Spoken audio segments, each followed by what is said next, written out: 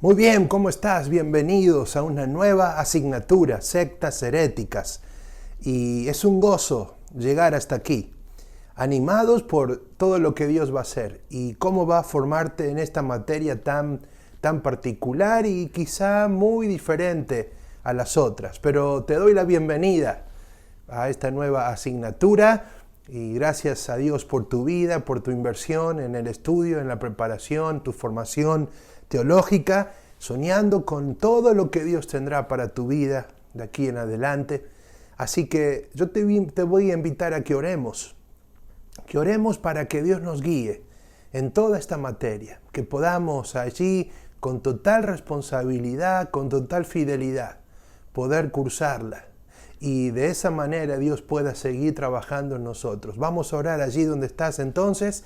Cierra tus ojos, inclina tu cabeza y vamos a orar. Oh Dios, gracias te damos por tu fidelidad. Gracias te damos por tu amor. Ahora estamos llegando a una nueva materia. Nos ponemos en tus manos. Tu bendición y tu dirección para comprender con claridad esta asignatura. Que podamos, Señor, tomar las herramientas que nos vas a dar para poder evangelizar. Oramos, Padre, agradecidos y confiados en Cristo Jesús. Amén, amén. Bueno, sectas heréticas, y la verdad es que esta materia es atrapante. Ahora, es atrapante por su contenido. Vamos nosotros a enfocarnos en 4 sectas importantes. Y vamos a ver allí cómo evangelizarles, cómo llegar hasta el seno de su corazón. Ahora, tenemos que tomar allí una introducción y herramientas que nos van a ayudar, que nos van a guiar hasta ese momento, de estar preparados o por lo menos conocer allí, conocer la fuente, conocer su historia, de dónde proviene cada secta, de manera que podamos ir a la palabra de Dios y tener herramientas para poder, así como dice Pedro, presentar defensa con mansedumbre y reverencia. Pero no sin antes de entrar ya en el contenido de esta primer clase, hoy haremos una introducción, luego en los sucesivos videos iremos viendo y metiéndonos en cada secta. Pero yo quiero mostrarte algo que debes considerar y quizá así tú tengas tus notas de clase. Que voy a pedirte primero que veas ahí la guía de examen, los requisitos de la materia. Así que vos, por favor, ahí toma tu guía de examen. Ahora, en la guía de examen nosotros hemos estructurado con tres parciales. Ahora, si ahí ves tú, ya están marcadas las fechas, están allí agendadas para que vayas considerando y no pases de alto esto. Ahora, ahí tienes tú la guía de examen. En total son 25 preguntas. Las primeras preguntas del primer parcial son prácticamente sobre nuestra introducción. Entonces, todas las respuestas vas a tomarla de aquí, de las notas de clase. Pero, como toda materia, tenemos un requisito. Y en este requisito ya va a ser diferente lo que va a exigir el seminario. Ahí hay un autor, un hombre, el autor de este libro, El falso evangelio, la vacuna del nuevo milenio. Su nombre es Miguel Galesio. Tuve el privilegio de tenerle como profesor de la materia evangelismo y discipulado. También él, en otros seminarios, enseña la materia sectas heréticas. Y, ¿sabes? El requisito para esta materia es leer este libro que es provisto por el seminario. Allí en tu campus virtual vas a poder descargarlo. Y hemos hablado con Miguel Galesio y él nos ha permitido que los alumnos puedan leerlo como requisito para esta materia. El libro es un libro bastante entretenido, apasionante, diría yo, y va a mostrar justamente cómo el enemigo, Satanás, ha cambiado su vocabulario, ha cambiado la forma de atacar la iglesia. Él cambió la estrategia. ¿Y qué es lo que él ha hecho? Bueno, él ha juntado el trigo con la cizaña, ¿ves? Y se utiliza un vocabulario muy parecido al de los hijos de Dios, la palabra evangelio. Y allí entonces Él se ha metido, se ha introducido en medio aún de nuestras asambleas y ha engañado. Por eso Él ha cambiado la estrategia allí. Y este libro nos va a hablar mucho sobre las sectas. Miguel Galesio, lo vas a conocer luego a través de un video. Es muy interesante su testimonio, por eso no me quiero adelantar a que conozcas al autor del libro. Lo harás después. Vas a ver atentamente un poco de su vida, de su testimonio, y el libro también cuenta algo de ello. El libro no es muy largo, lo que sí, ya tienes que comenzar a leerlo desde hoy, porque al final de la materia va a haber un formulario donde habrá algunas preguntas del libro que para responderlas habrás tenido que leerlo. Ese es entonces el requisito de esta materia. El falso evangelio, la vacuna del nuevo milenio, leer ese libro. Dijimos ya entonces que tienes ahí las fechas marcadas, ya pactadas de los parciales, así que vamos a meternos entonces con lo que corresponde a nuestra clase. Y cuando pensamos nosotros en sectas heréticas, tenemos que recordar que el cristianismo evangélico ha tratado de mantenerse ligado a la palabra de Dios, tomando esta como su fuente de autoridad. Y ha sido a lo largo de la historia cristocéntrico y busca la palabra de Dios, que todos los creyentes tengan una relación viva y transformadora con este libro. Ahora, cuando pensamos nosotros en sectas heréticas, ya vamos a meternos en lo que es una secta, qué es la palabra secta. ¿Aparece en la Biblia secta? ¿Dónde provino originalmente este término? ¿Aparece en la Biblia? ¿Había sectas en la Biblia? Bueno, lo primero que quiero marcar es lo que está allí en tus notas y ve tú siguiéndome. Una de las estrategias bien pensadas del diablo, ya que no puede destruir la Biblia ni puede replicar sus palabras, él ha intentado por años desacreditar, esconder o torcer sus verdades. Note ahí, el diablo ha intentado desacreditar, ha intentado esconder y ha intentado torcer las verdades. Ahora, vamos a ir a un pasaje en 1 de Pedro, capítulo 3, versículo 15. Fíjate allí, busca en tu Biblia, por favor, este hermoso texto. 1 de Pedro, capítulo 3, versículo 15. Y dice así la palabra de Dios: sino santificad al Señor en vuestros corazones y estad siempre preparados para presentar defensa, con mansedumbre y reverencia ante todo el que os demande razón de la esperanza que hay en vosotros. No me voy a detener en el contexto. Esto será un ámbito de la materia particular de 1 y 2 de Pedro. Aquí lo que queremos marcar es justamente lo que hemos dicho, que el diablo ha querido desacreditar o torcer las verdades. Y por esa razón va a decir aquí el apóstol así, mira, santificad al Señor en vuestros corazones. Ahora bien, atiende al uso de algunas palabras. Algunas están, claro, en las notas, a otras vamos a arrojarlas aquí, aún de otros versículos. Note que ahí va a decir, sino santificad al Señor. Ahora, ¿no eran creyentes estos? ¿Cuál es el concepto de la palabra ahí? Santificad. Note que el versículo nos induce a un ministerio activo. Es decir, dice, estén preparados para presentar defensa. ¿Ves? Me imagino que allí en aquel momento se presentaban personas que estaban ahí contra la fe. Y la persecución se tomaba ahí un campo de acción muy importante. Y entonces el apóstol tiene que decirles, hey, estén preparados, pero note que ahí va a decir santificad ahí.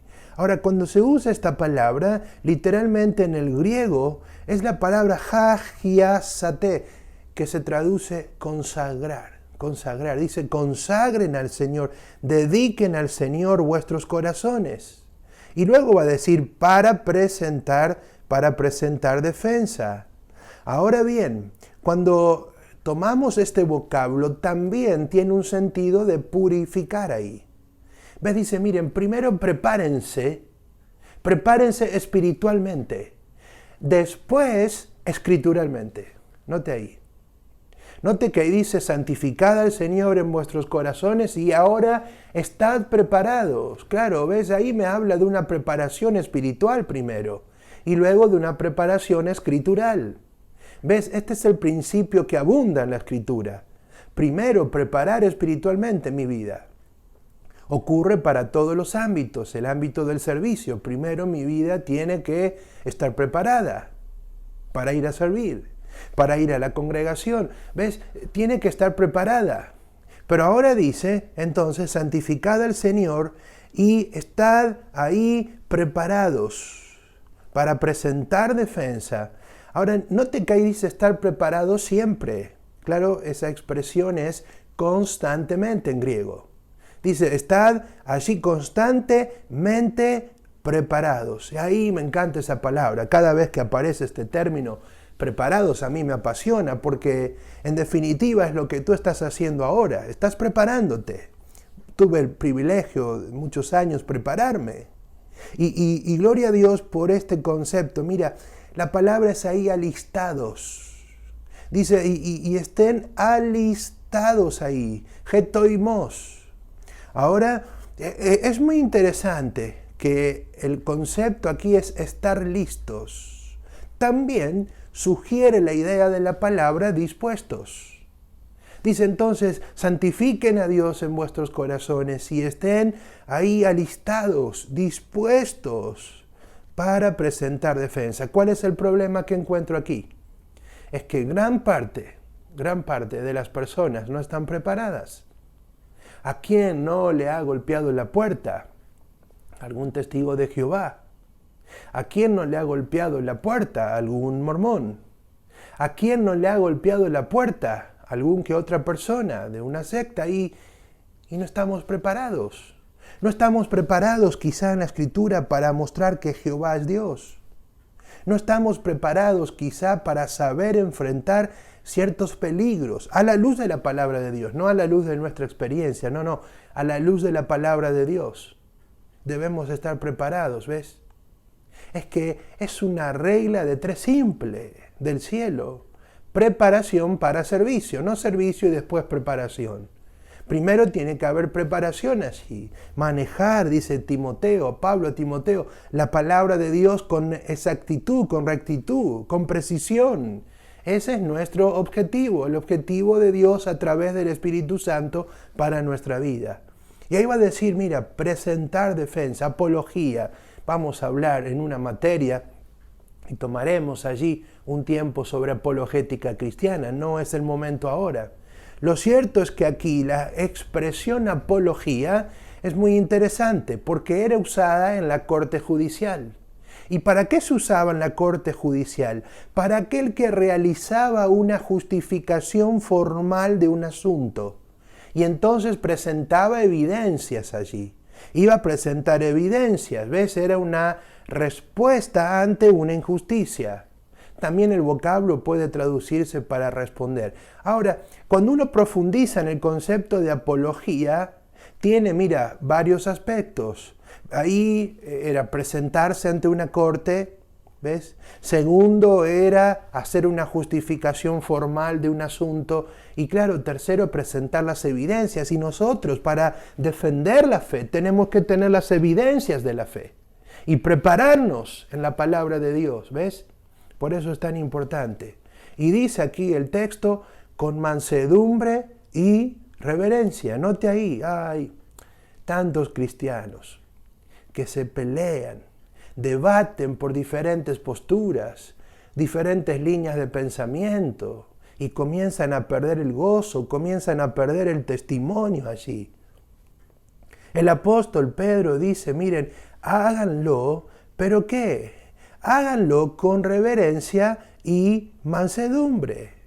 Cuando habla de mansedumbre, siempre la palabra prautetos es amabilidad allí, o suavidad, también humildad, pero más la palabra tiene que ver con amabilidad, con dulzura. Dice, háganlo con dulzura, no se exasperen y aún apliquen la reverencia, el respeto, esa es la palabra allí, ¿ves? Respeto. Háganlo con amabilidad, háganlo con dulzura. También traducen, a propósito de la palabra mansedumbre, como apacibilidad. Y háganlo con respeto ante todo aquel que os demande razón de la esperanza que hay en vosotros. Es muy interesante que allí habla de ante todo aquel que os demande. Bueno, si vamos al griego, la expresión significa ante todo aquel que os pida razón de la esperanza. Y ahí usa el logón. Interesantemente, logón es traducido como afirmación. ¿Ves? Dice pues que tenemos que estar preparados para con suavidad, con amabilidad, con respeto, presentar una defensa de nuestra fe bíblicamente a aquellos que nos pidan una afirmación de lo que nosotros creemos. ¿Ves? Por eso es importante que aún Pedro en su segunda carta va a decir en el capítulo 2, versículo 1, pero hubo también falsos profetas entre el pueblo, como habrá entre vosotros falsos maestros. Note ahí, que introducirán encubiertamente herejías destructoras. Note la palabra herejías. La palabra herejía ya era parte de aquel tiempo, el tiempo bíblico.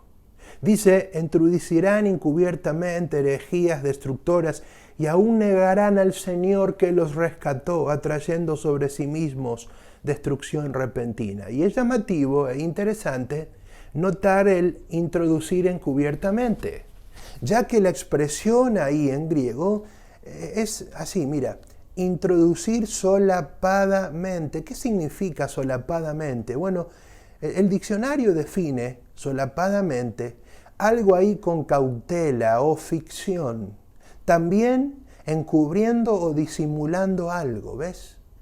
Dice que introducirán disimulando las herejías destructoras.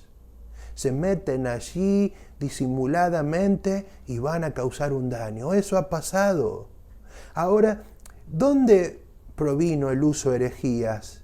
¿De dónde proviene la palabra? Bueno, el término herejías es aireseis. Note ahí, aireseis, el término herejías.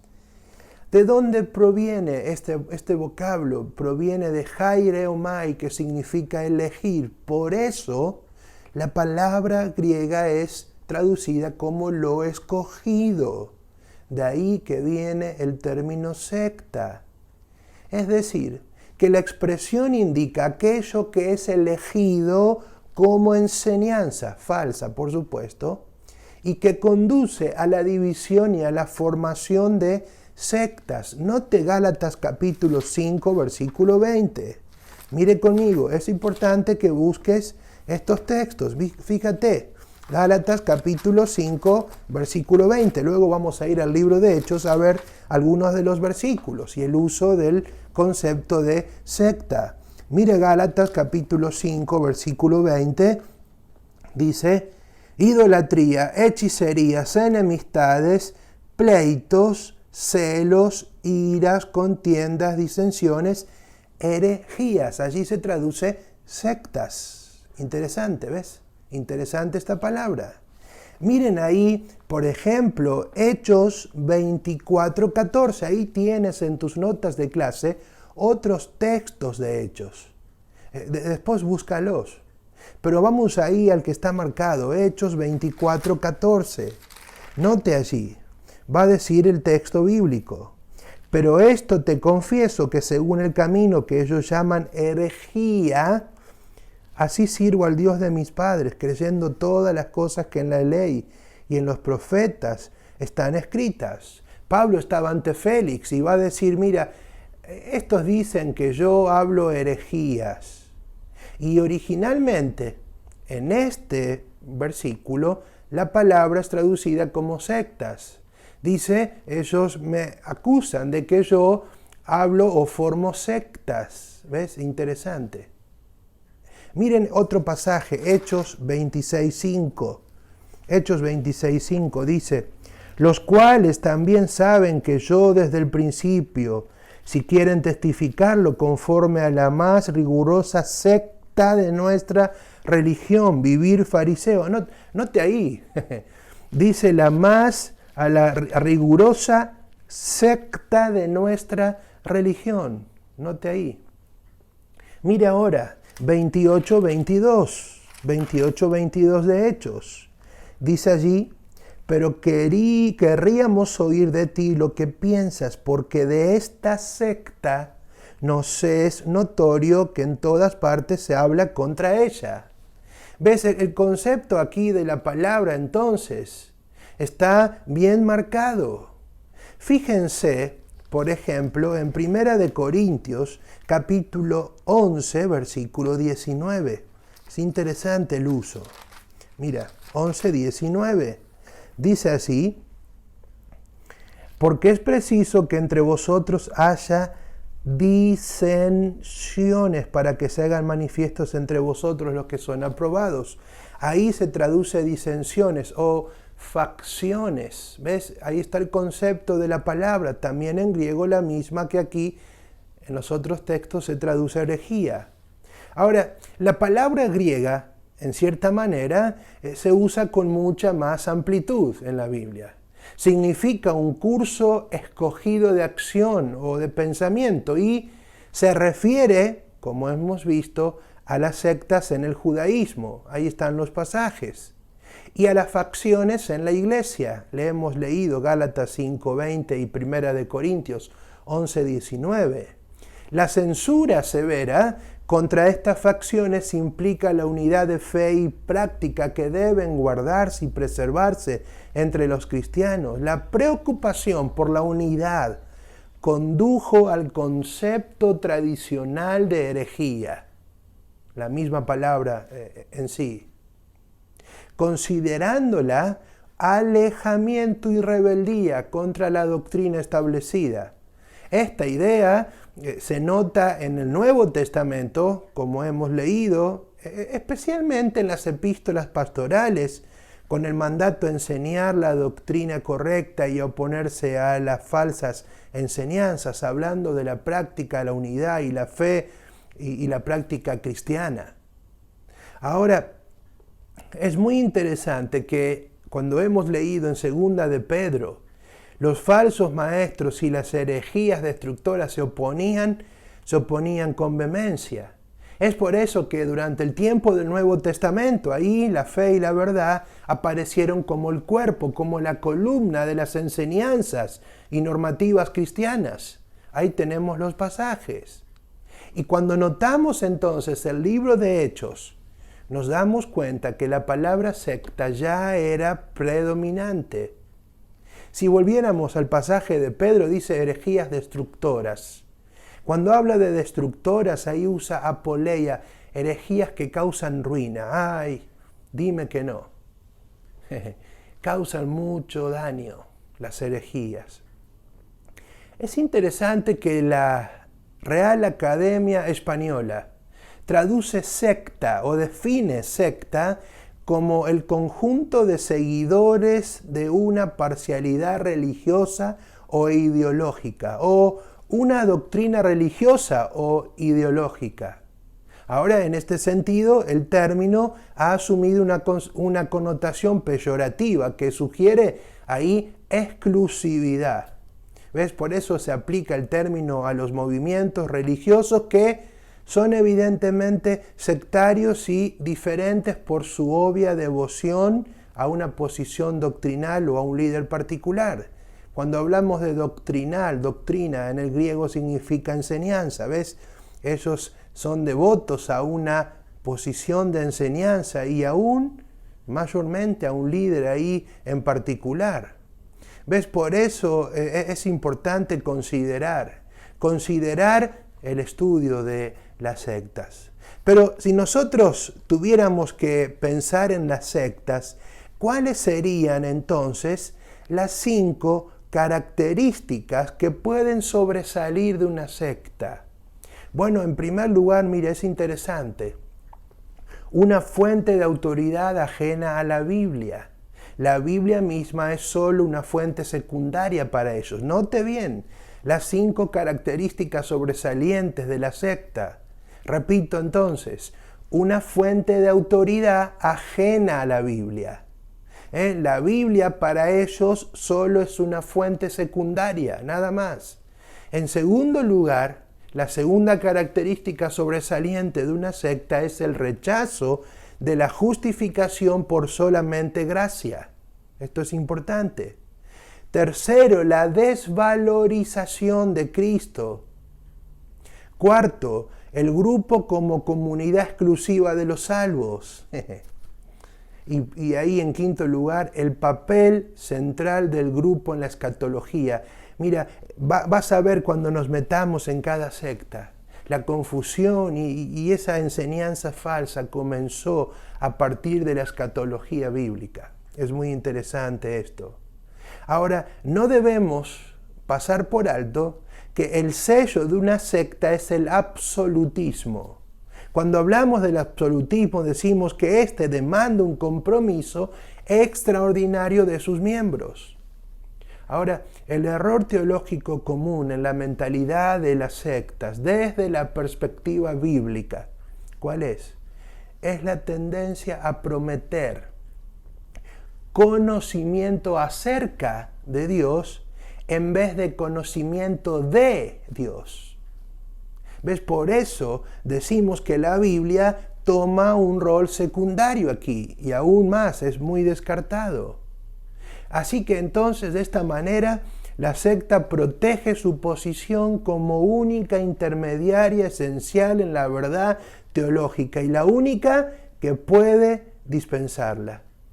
Pero es interesante que esta es sin poder guiar a sus miembros a una relación personal y salvadora con el Cristo crucificado. Ahora, si nosotros entonces tenemos que definir secta, ¿qué es una secta? Si alguien te pregunta, ¿qué es una secta? Vamos a tomar esta definición para toda nuestra materia. Secta entonces es una perversión religiosa, una creencia y práctica en el mundo de la religión que exige devoción a un líder religioso, centrado en una doctrina falsa. Es una herejía organizada. Entonces, secta es una perversión religiosa, es una creencia y práctica en el mundo de la religión que exige devoción a un líder o un grupo religioso, centrado en una doctrina falsa. Es una herejía organizada.